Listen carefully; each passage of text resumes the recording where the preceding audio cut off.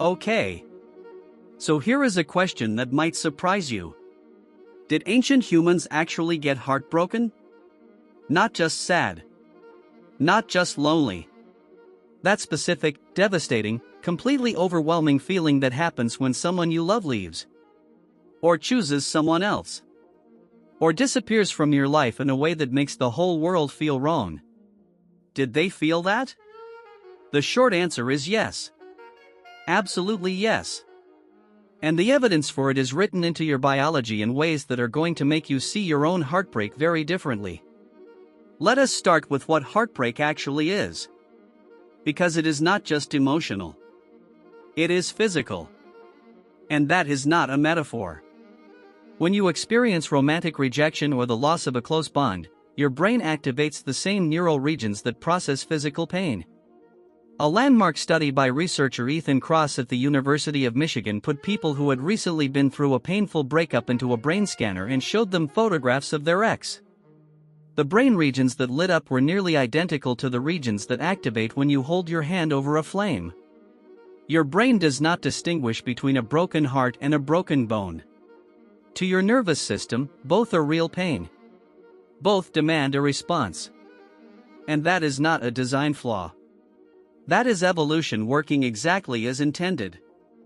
Here is why. Your ancient ancestors did not fall in love the way you see it in movies. But they did form deep attachment bonds. And those bonds were not just emotional. They were survival infrastructure. In the ancestral world, your social bonds were literally keeping you alive. Your partner helped you find food. Helped you protect your children. Helped you stay warm. Helped you fight off threats. Helped you navigate the social dynamics of the group. Losing that bond was not just painful. It was dangerous. It was a genuine threat to your survival and the survival of your children. So your brain evolved to treat the loss of a close attachment bond as an emergency. The pain you feel when a relationship ends is not your brain being dramatic. It is your brain sounding an alarm that has kept your ancestors alive for hundreds of thousands of years. It is saying something critical to your survival has been lost. Fix this. Now. The neurochemistry of heartbreak makes this even clearer. When you are in love, your brain is flooded with oxytocin, dopamine, and serotonin. A constant, beautiful, slightly addictive cocktail of chemicals that makes the world feel more vivid, more meaningful, more worth being in. And when that relationship ends, those chemicals do not just reduce. They crash. You go through something that researchers now describe as genuine chemical withdrawal. Your brain was dependent on another person as a chemical source. And now that source is gone. This is why heartbreak feels so physical. The aching chest. The inability to eat. The disrupted sleep.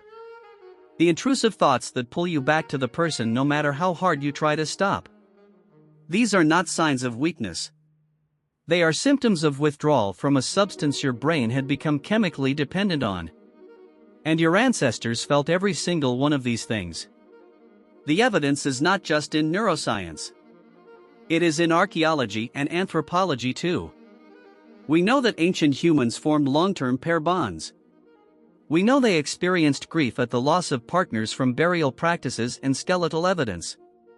We know from studies of contemporary hunter-gatherer communities, which are the closest living approximations of how your ancestors lived, that romantic jealousy, grief after partner loss, and the behavioral changes associated with heartbreak appear universally across these groups. Heartbreak is not a modern invention. It is not a product of romantic novels or Hollywood movies or social media. It is a universal human experience that has been happening since before we had language to describe it. And here is the thing that I find genuinely moving about all of this. Your ancient ancestors sitting outside their cave, feeling the specific hollow ache of having lost someone they loved, was feeling something that every human being across every culture across hundreds of thousands of years has felt. The faces change. The circumstances change. The words we use to describe it change completely. But the feeling in the chest is the same. And here is something the research consistently shows that is actually useful. The pain of heartbreak, as real and as physical as it is, follows a predictable neurological pattern. The withdrawal symptoms peak and then they fade. The brain, which is extraordinarily good at adapting, gradually recalibrates its chemical baseline. New neural pathways form. The intrusive thoughts become less frequent. The ache becomes less sharp. Not because the person mattered less, but because your brain is doing exactly what it was built to do. Adapting. Surviving. Rebuilding the social infrastructure it lost. Your ancestors went through this. They survived it. They formed new bonds. They kept going. Not because they were tougher than you.